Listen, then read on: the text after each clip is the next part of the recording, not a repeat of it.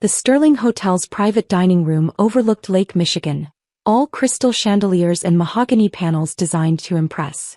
Through the frosted glass doors, I could see my family gathering for what they'd called the Annual Strategic Investment Review, a pretentious name for a meeting where the Prescott family discussed their various business ventures and congratulated themselves on their financial acumen. I'd received the invitation 3 weeks ago, the same generic email sent to all family members. Join us to review the family portfolio and discuss opportunities for the coming year. I'd RSVP'd yes, taken the day off from my consulting work, and driven 2 hours from Indianapolis to Chicago for this. Now my father, Richard Prescott, stood in the doorway wearing a suit that cost more than most people's monthly rent, his hand raised like a traffic cop. "Sarah," he said, using the tone he reserved for explaining things to people he considered intellectually inferior, "I don't think you understand what this meeting is about." "The family portfolio," I said calmly. "Investment strategies. Annual review." "Yes, but this is for family members who've actually contributed something to discuss." He adjusted his cufflinks, a nervous habit that betrayed his discomfort. "You don't have any investments to review." Behind him I could see my brother Christopher setting up a presentation, his wife Amanda arranging folders at each seat. My sister Victoria was showing my mother something on her tablet, both of them laughing at whatever they were looking at. My Uncle Thomas and Aunt Helen occupied 2 chairs at the head of the table, the family elders presiding over their successful descendants. "I have investments," I said quietly. "Sarah." My mother appeared beside Dad, her Cartier jewelry catching the light. Patricia Prescott had perfected the art of delivering devastating critiques with a sympathetic smile. "We all know about your little consulting business. That's very nice, dear. But this meeting is about substantial holdings. Real investments. Your father has his medical device companies, Christopher has the pharmaceutical ventures, Victoria has her biotech startups. This isn't the venue for discussing a small consulting practice." "I'm not here to discuss my consulting work," I said. "Then what exactly would you contribute to this meeting?" Dad asked. "You live in a rental apartment. You drive a 10-year-old Subaru. You work contracts for mid-sized companies doing what? Efficiency reviews? Process optimization." He said these terms like they were quaint hobbies. "That's not the same as building enterprises worth tens of millions of dollars." Through the glass, Christopher was testing his presentation clicker. He'd always loved presentations, loved the performance aspect of business. He caught sight of me in the doorway and frowned, saying something to Amanda that made her look over. "The invitation said this was for all family members," I pointed out. "It is," Mom said gently. "For family members who've achieved a certain level of success.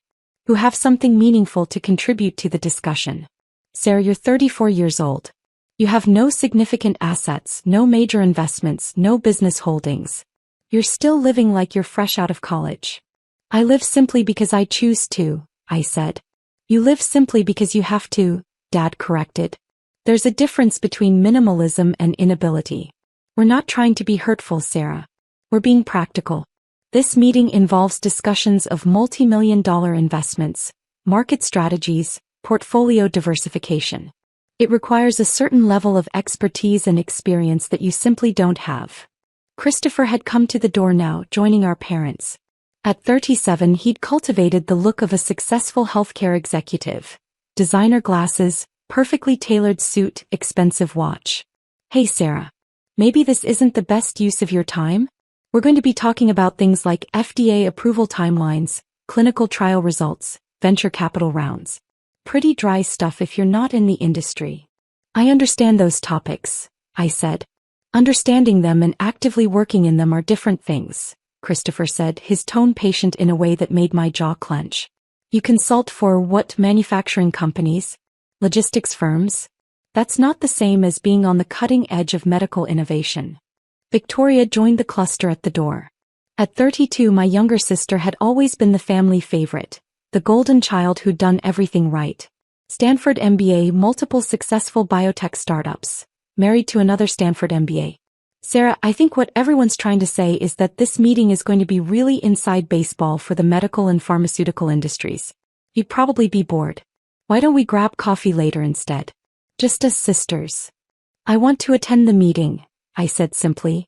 Dad's patience evaporated. Sarah, this is for successful family members. People who've built something. People who have real stakes in real companies. You're a consultant. That's fine, that's respectable, but it's not the same thing. This isn't your world. Not failures, Mom added, her smile somehow making the words even more cutting. We're not saying you're a failure, dear. You're just on a different path. A smaller path. There's no shame in that. I have investments to discuss, I said again, keeping my voice level despite the anger building in my chest. What investments? Christopher asked, and I could hear the condescension. Do you own stock in the consulting firm you work for? That's not really what this meeting is about, Sarah. I don't work for a consulting firm, I said. I own one. But that's not what I'm here to discuss. You own a consulting firm? Victoria's eyebrows rose. Since when? 6 years ago. A one-person consulting firm isn't really, Christopher started. 32 employees across 4 states, I interrupted. But like I said, that's not what I'm here to discuss. The family cluster at the door exchanged glances. This was clearly news to them, which shouldn't have been surprising. They'd never asked about my work beyond dismissive assumptions. That's wonderful, dear, Mom said in the tone she used for participation trophies. But this meeting is about medical and pharmaceutical investments specifically. Unless your consulting firm works in that space. It does, I said. Among others. But I'm here to discuss my investment portfolio, not my consulting business. Dad's expression hardened. Sarah, what investment portfolio? You can't seriously expect us to believe you have holdings comparable to. I'm not expecting you to believe anything, I said quietly. I'm telling you I was invited to this meeting. I have investments to discuss and I'd like to participate. This is ridiculous, Dad said, his voice rising. Thomas, Helen, can you please explain to Sarah that this meeting has prerequisites? That you can't just walk in claiming to have investments without any evidence of capability or success.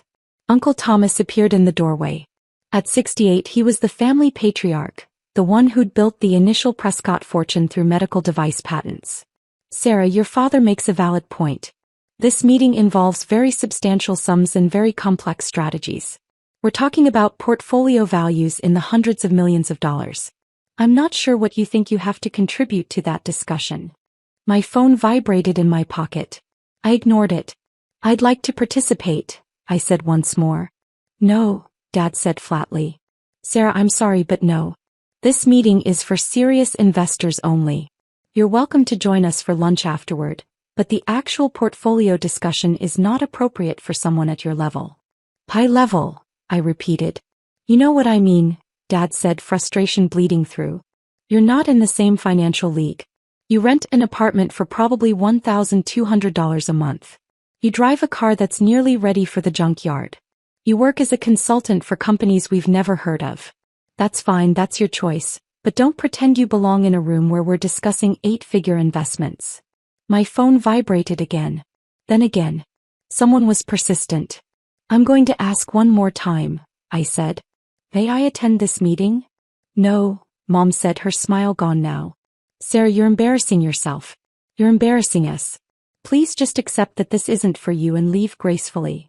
Fine, I said. I turned and walked away from the frosted glass doors. From the mahogany panels, from my family's certainty about who I was and what I was capable of. Behind me, I heard Dad say something to Christopher about delusions, and Mom adding something about always been sensitive. The hotel hallway was empty, decorated with abstract art that cost more than it was worth. I pulled out my phone. 7 missed calls from James Whitmore, my attorney. 3 from Diana Chin, my investment manager. 2 from Margaret Kowalski, my CFO. I called James first. Sarah, he answered immediately, I've been trying to reach you. We have a situation. What kind of situation? Your family's investment meeting. They don't know your Archway capital, do they? No, I said. We need to tell them. No. Before they say something or make a decision that can't be walked back. What happened? Richard Prescott just sent out an email announcing a major restructuring of Prescott Medical Devices. He's planning to take on significant debt to fund expansion, using the company's existing revenue as collateral. He's presenting this to the family meeting right now as a done deal. I closed my eyes. How much debt? $180 million. The problem is, Archway Capital holds their existing debt, $220 million worth. Under the terms of that debt agreement, taking on additional senior debt without noteholder approval constitutes a default event, which would trigger immediate repayment requirements, I finished. Exactly. If Richard announces this restructuring and you're forced to call the debt, Prescott Medical Devices goes into bankruptcy. Your family loses everything. My phone buzzed with an incoming call. Diana Chin. James, hold on. I switched lines. Diana. Please tell me you're stopping this, Diana said without preamble. Christopher Prescott just sent out a press release announcing a merger between his pharmaceutical company and a European competitor. The merger involves liquidating his preferred shares to fund the deal, preferred shares that Archway Capital owns 70% of. He can't liquidate without majority shareholder approval, I said. I know that. You know that. Christopher apparently doesn't know that. Or he doesn't know Archway Capital is you. Either way, if this goes public, the merger falls apart, his company loses credibility and all shareholders lose money. Including you. How much money? Your position would lose approximately $90 million in value, maybe more. My third line showed Margaret calling. Diana, I need to call you back. I switched lines. Margaret. Victoria Prescott Strand is presenting a biotech investment opportunity to the family meeting, Margaret said, her accountant's voice crisp with concern. She's asking family members to invest $50 million in a clinical trial for a gene therapy treatment. She's describing it as low risk, high reward. And it's not. The trial has a 12% chance of success according to industry standards. It's high risk, potential high reward. But here's the problem. She's positioning this as a family-only opportunity, excluding outside investors. Under SEC regulations, if Archway Capital has information about this investment, which we do because we're a major investor in 3 competing gene therapy companies, and we don't disclose that information when other family members are making investment decisions, we're potentially liable for securities fraud. You're telling me I need to tell them who I am, I said. I'm telling you that this entire meeting is a legal and financial minefield, and the only way out is full disclosure. Immediately. Through the walls, I could hear the murmur of voices from the private dining room. My family, making decisions about investments I'd been funding for years without their knowledge. My family who just turned me away from their meeting because I wasn't successful enough to participate. What's the total exposure if I let this all play out? I asked Margaret. Best case, $200 million in losses across your various holdings. Worst case, $340 million in potential legal liability. Plus your entire family loses everything in the bankruptcies and lawsuits that follow. And if I disclose? Then you control the narrative. You stop the worst decisions before they happen. You protect your investments and theirs. But you also have to tell your family that their disappointing failure of a daughter has been their primary investor for the past 8 years. I laughed, the sound harsh in the empty hallway. When you put it that way. Sarah, I know this is personal, but... It's not personal, I interrupted. It's business. Get James and Diana on a conference line. We're going to crash their meeting. I'll arrange it. 5 minutes. 5 minutes. I ended the call and stared at the abstract art on the wall. A Jackson Pollock reproduction, probably, all chaos and color. Appropriate for the moment. My phone rang again. James with Diana and Margaret on the line. Options. I said. We can send a formal letter from Archway Capital to all parties, disclosing your position and the conflicts, James said. That covers us legally but doesn't stop any decisions in progress. We can request an emergency injunction to halt the meeting, Diana offered. But that requires explaining to a judge why the owner of Archway Capital needs to stop her own family's investment meeting. It'll leak to the press within hours. Or you walk in there and tell them yourself, Margaret said. Right now. Before Richard signs the debt agreement, before Christopher issues the press release, before Victoria commits family funds to a bad investment. Through the wall I heard applause. Someone had finished a presentation. How long before Richard's debt announcement? I asked. He's scheduled to present in 15 minutes, James said. Christopher's press release goes out in 30. Victoria's investment pitch is scheduled for 45 minutes from now. So we have 15 minutes before the first domino falls. Yes. I walked back toward the private dining room. Through the frosted glass, I could see Christopher taking a bow, basking in applause for whatever he'd just presented. Victoria was next at the podium, pulling up her presentation. My father saw me first when I opened the door. His expression moved from surprise to irritation. Sarah, I thought we were clear. I need to speak, I said, walking into the room. Now. Before Richard presents his restructuring plan. How do you know about? Dad started, then shook his head. It doesn't matter. Sarah, this is a closed meeting. You need to leave. I'm a major investor in Prescott Medical Devices, I said clearly. I have a right to be here. The room went silent. Christopher had frozen mid-bow. Victoria stood at the podium with her mouth slightly open. Mom looked confused. Uncle Thomas frowned deeply. What are you talking about? Dad demanded. Archway Capital holds $220 million in debt obligations from Prescott Medical Devices, I said. The debt agreement includes covenants that restrict taking on additional senior debt without noteholder approval. Your restructuring plan violates those covenants. Dad's face had gone red. That's impossible. Archway Capital is a New York investment fund. You're a consultant in Indianapolis. I'm the sole owner of Archway Capital, I said. I have been for 8 years. That's absurd, Christopher said, finding his voice. Archway Capital manages over $2 billion in assets. You can't possibly. $2.3 billion as of last quarter, I corrected. Across 47 investments in medical technology, pharmaceuticals, biotechnology, and healthcare services. My team includes 12 investment managers, 6 analysts, and 4 attorneys. Our offices are in New York, Boston, and San Francisco. This is insane, Victoria said. You expect us to believe you own a multi-billion-dollar investment fund? I don't expect you to believe anything, I said, pulling out my phone. James, send the verification documents to everyone in this room. Phones started buzzing around the table. People pulled them out, opened emails, began reading. I watched understanding dawn on their faces in stages. Confusion, disbelief, shock, horror.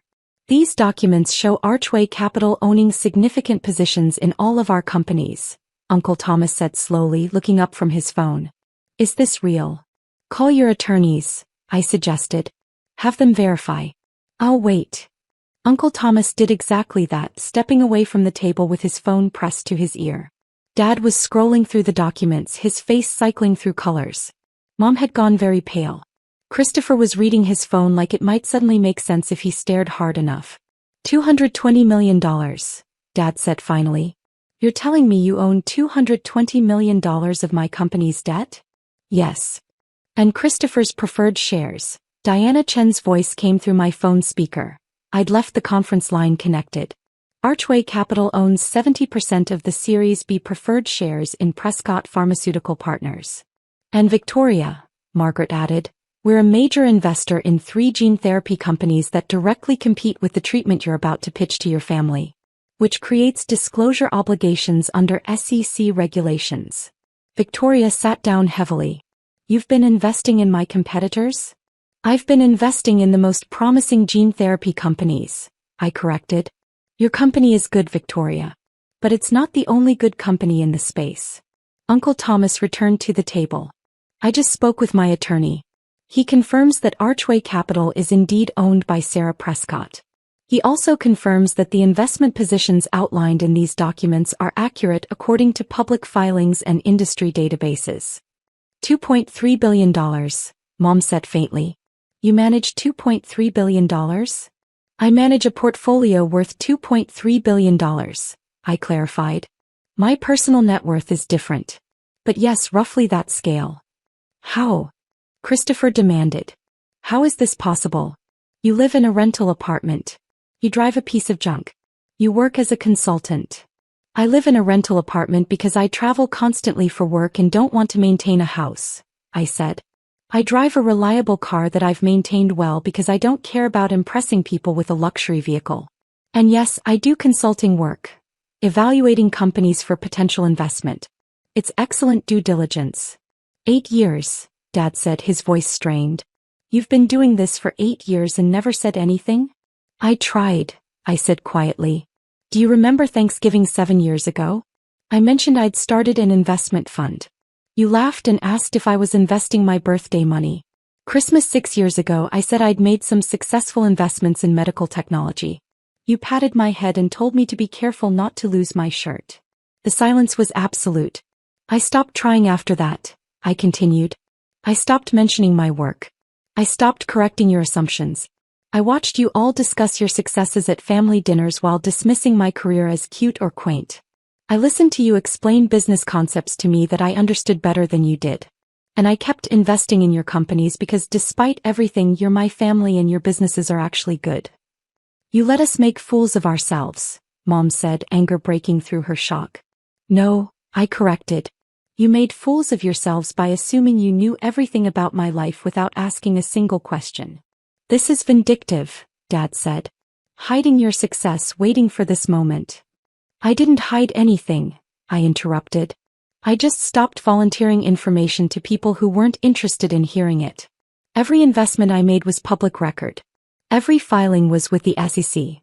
Archway Capital's portfolio is available to anyone who cares to look. You never looked because you assumed there was nothing to see. Victoria had her head in her hands. The gene therapy investment.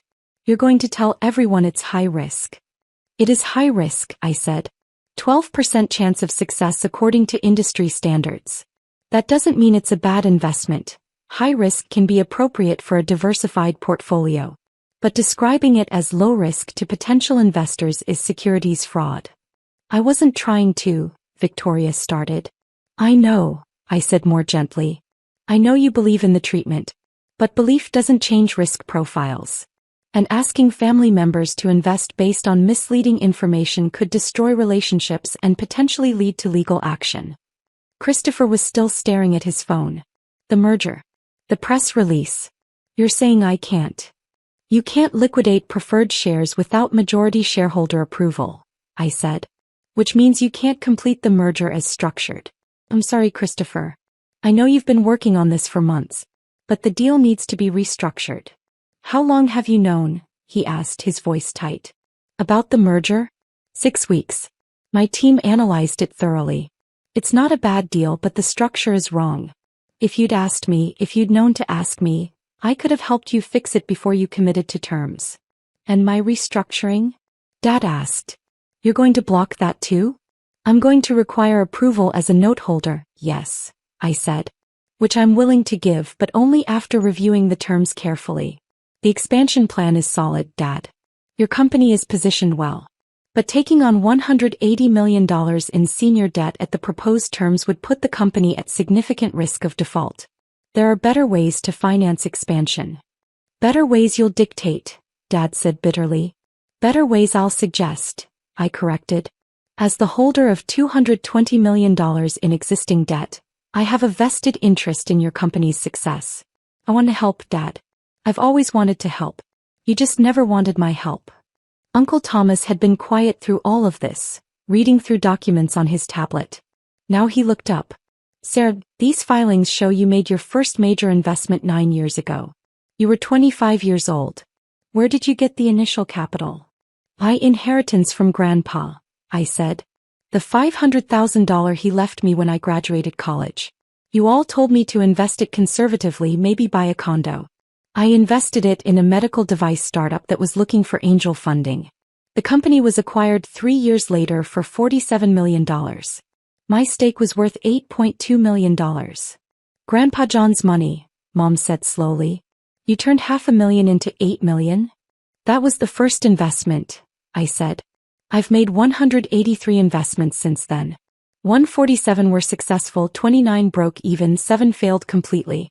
The successful investments included 3 IPOs, 12 acquisitions and ongoing positions in 47 companies. Total return over 9 years, approximately 4,600%. The numbers hung in the air like smoke. You're telling me, Christopher said, his voice carefully controlled, that our failure of a sister is actually more successful than all of us combined? I'm not in competition with you, I said. I never was. I'm happy for your successes, proud of what you've built. I've invested in your companies because I believe in you, even when you didn't believe in me. But you let us block you from this meeting, Victoria said. You stood at that door and let us tell you that you weren't successful enough to participate. Yes. Why? I considered the question. Because I wanted to see if anyone would defend me. If anyone would say, wait, Sarah might have something valuable to contribute, let's at least hear her out. No one did. That's not fair, Mom protested. Why not?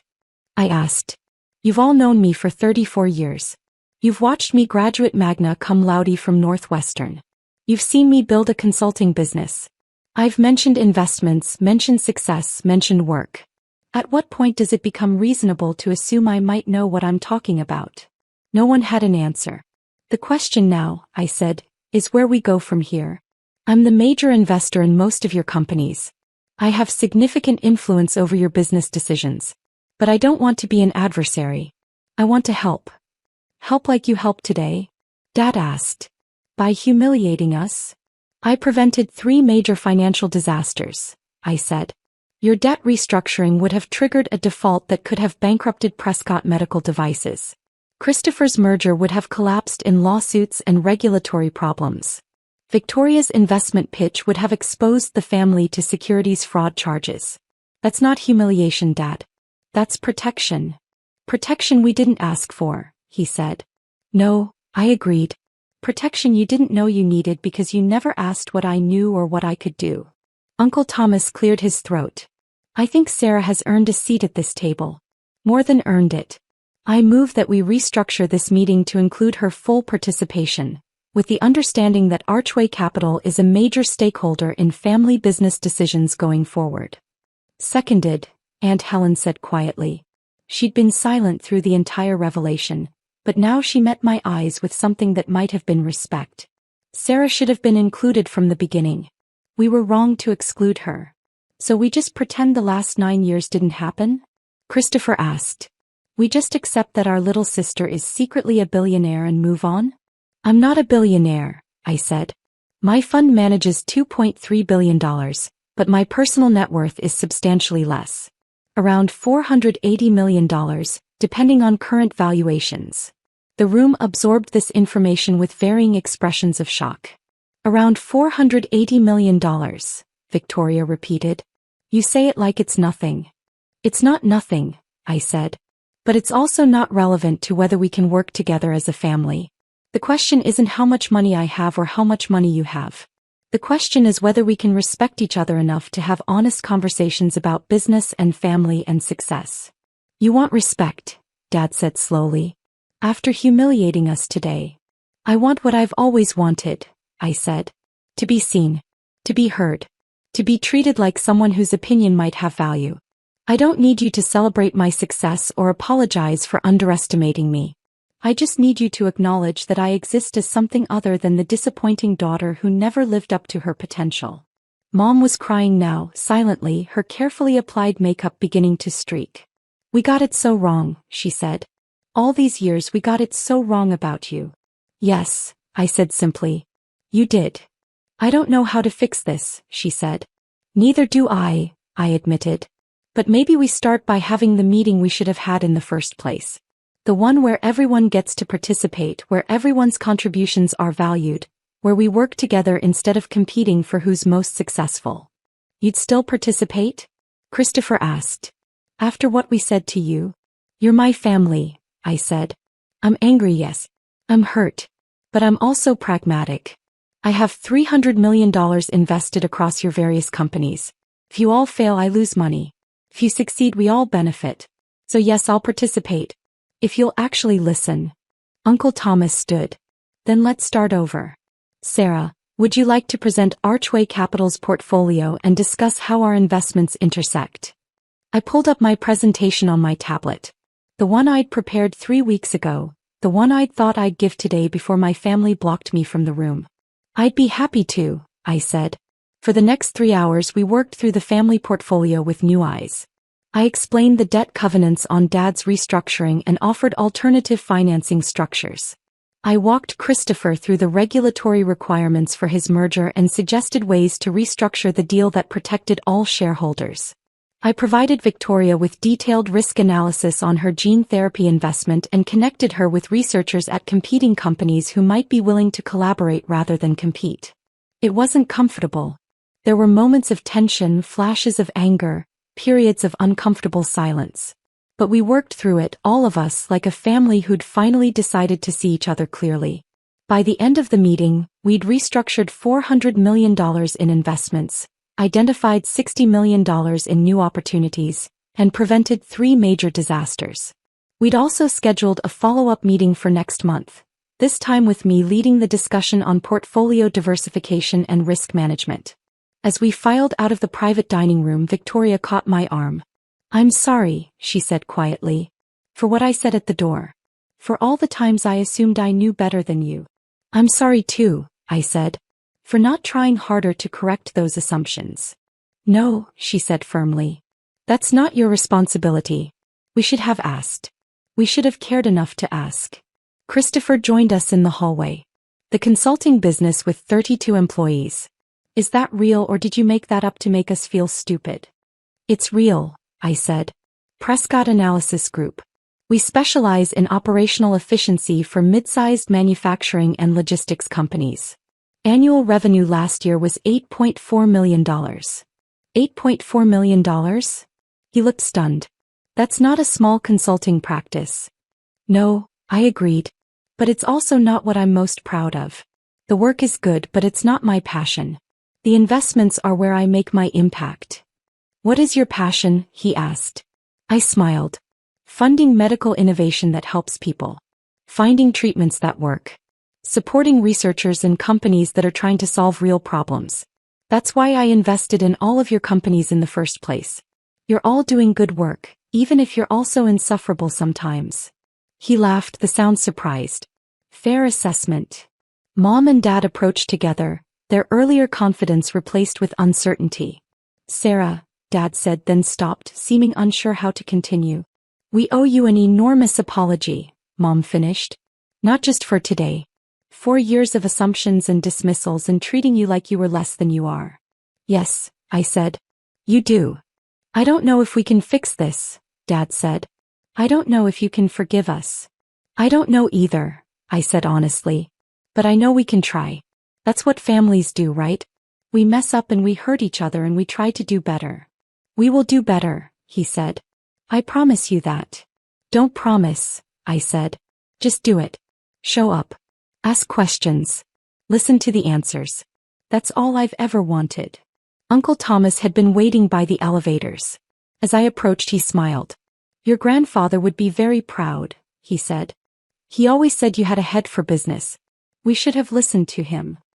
"He was right about a lot of things," I said. "He was. And Sarah, thank you for protecting us today. Even after how we treated you. That took character." "It took pragmatism," I corrected. "And maybe a little bit of stubbornness. I wasn't going to let you all destroy yourselves just because you underestimated me." He laughed. "Fair enough." I left the Sterling Hotel and walked to my 10-year-old Subaru, which started reliably like it always did. My phone showed messages from James, Diana, and Margaret, all confirming that the various disasters had been averted. Christopher's merger was being restructured. Dad's financing was being renegotiated. Victoria's investment pitch would be revised with proper risk disclosure. One message stood out from Dad. "Family dinner next Sunday? Your mother wants to hear about Archway Capital. Really hear about it this time. Will you come?" I stared at the message for a long moment. Then I typed back, "I'll be there." It wasn't forgiveness, not completely. But it was a start. And sometimes that's all you can ask for from family. I drove back to Indianapolis, back to my rental apartment with the view of the canal, back to my simple life that was anything but simple. The life my family had finally, after all these years, decided to actually see. Whether they'd learn from this remained uncertain.